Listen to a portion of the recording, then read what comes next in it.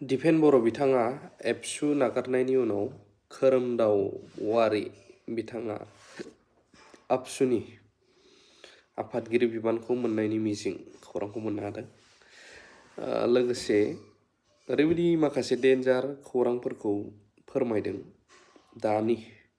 दासिमबो पावारावनो दङ cabinet minister UG. ब्रह्म अर्थात उर्खाव गोरा ब्रह्म सारा। खोनासङोब्ला बुजिलांगोन। আজিকালি এটা ফেশ্বন হৈ গৈছে, দিল্লী চলো, দিছপুৰ চলো, এইবিলাক শ্লোগান দি পেলাই BTC এৰি পেলাই ক'ত যাব? দিছপুৰত যাব বিচাৰিছে নেকি? এইবিলাক এটা হাৱা তুলিবৰ কাৰণে কৰিছে। আমাৰ ক'ব লগা একো নাই, কিন্তু UPPL এটা মানুহৰ মাজত থাকি পেলাই মানুহৰ সমস্যাক লৈ পেলাই ৰাজনীতি কৰা দল। আমি এনেকৈ এটা মানে এই ধৰণৰ এটা কি হয় আকৰ্ষণীয় এটা শ্লোগান বা কোটেশ্যন দি পেলাই ৰাজনীতি কৰিব বিচৰা নাই। আমি ৰাইজৰ মাজত থাকি ৰাইজৰ সমস্যাবিলাক বুজিবলৈ চেষ্টা কৰোঁ।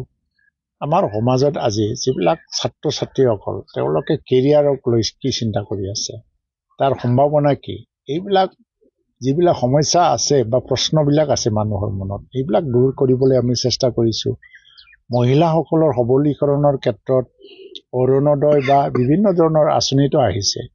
তাৰ বাহিৰেও আমাৰ গাঁৱত থকা মহিলাসকলৰ বেছিক সমস্যাবিলাক কি, যিটো প্ৰসূতিৰ মৃত্যুৰ পৰা আৰম্ভ কৰি পেলাই বাচ্চাসকলৰ স্বাস্থ্যৰ কথা, মহিলাসকলৰ মাতৃসকলৰ স্বাস্থ্যৰ কথা, আকৌ অৰ্থনৈতিকভাৱে সবলীকৰণৰ ক্ষেত্ৰত কি কাম কৰিলে ভাল, সেইবিলাক আমি বুজিবলৈ চেষ্টা কৰিছোঁ। কৃষকসকলৰ সমস্যা, আজি যদি BTC এৰিয়াত বাক্সাৰ বাহিৰে বাকী জিলাটো যদি চাই, কৃষিখণ্ড বহুত তললৈ অৱনমিত হৈ গৈ আছে। আমি কোনো আঁচনি ল'ব পৰা নাই, কাৰণ মানুহৰ মাজত উৎসাহ নাই আজি কৃষিখণ্ডত, কাৰণ ব্যৱসায়িক দিশত আমি যাব পৰা নাই।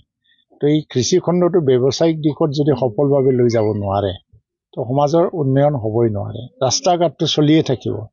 আজি ৰাস্তা নিৰ্মাণৰ কাম আপুনি 6 ইডলৰ নিচিনা এটা সৰু এটা ব্যৱস্থা, এইটো ইমান চিন্তা নকৰিলেও হ'ব, কাৰণ ভাৰত চৰকাৰে ইয়াত ফ্লেগশ্বিপ মিছনবিলাক চলি আছে, PMJAY কিবা কিবি, আসাম মালা, ভাৰত মালা, ইয়াৰ দ্বাৰা ৰাস্তাৰ উন্নয়ন হৈ আছে। আৰু কিন্তু মানুহক ব্যক্তিগতভাৱে ব্যক্তি পৰ্যায়ত মানুহৰ সমস্যাবিলাক কি, বাচ্চাবিলাকৰ সমস্যা কি, এই সমস্যাবিলাকক দূৰ কৰিবৰ কাৰণে যদি প্ৰচেষ্টা লোৱা নহয়, তো আমাৰ ৰাজনীতি সফল ৰাজনীতি বুলি ক'ব নোৱাৰিব। সেইকাৰণে আজি তেওঁলোকে দিছপুৰ চলো এটা অভিযান লৈছে, শুভকামনা যাচিছোঁ। কিন্তু আগন্তুক নিৰ্বাচনটো মানুহে অলপমান কি হ'ল, খুব সজাগ হ'ল, সচেতন হৈ গ'ল। মানুহে শ্লোগানৰ আধাৰত ভোট নিদিয়ে। মানুহে এইটো চাই আছে যে এই সময়ত কাক ভোট দিয়াটো উচিত। যিহেতু আপোনাৰ নেতৃত্বত এখন কমিটি গঠন কৰি দিছিল, কেনেধৰণৰ আলোচনা চলিছে বাহিৰৰ যি সমষ্টিসমূহ? চাওক, এতিয়া কোনো দলে মানে নিজৰ স্থিতি স্পষ্ট কৰিব পৰা নাই, না কংগ্ৰেছ না BJP, কাৰণ এলায়েন্স এই বিষয়টো জটিল বিষয় আজিৰ দিনত, আৰু পলিটিকেল এছপিৰেশ্যন বা এছপিৰেণ্টটো বাঢ়ি গ'ল, চবৰ কাৰণে লাগে।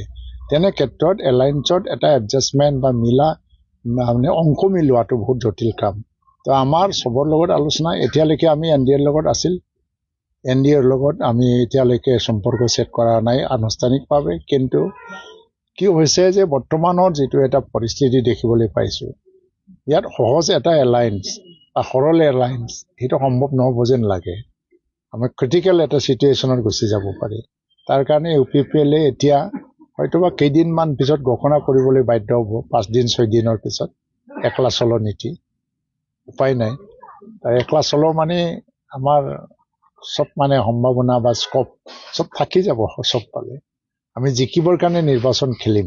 BTCৰ বাহিৰৰ খিনিতো একলা চলো নীতি হ'ব। যদি একলা চলো নীতিত যায়, তেতিয়া BTCৰ বাহিৰত 4-5টা ছিটৰ কথা আমি চিন্তা কৰি আছোঁ।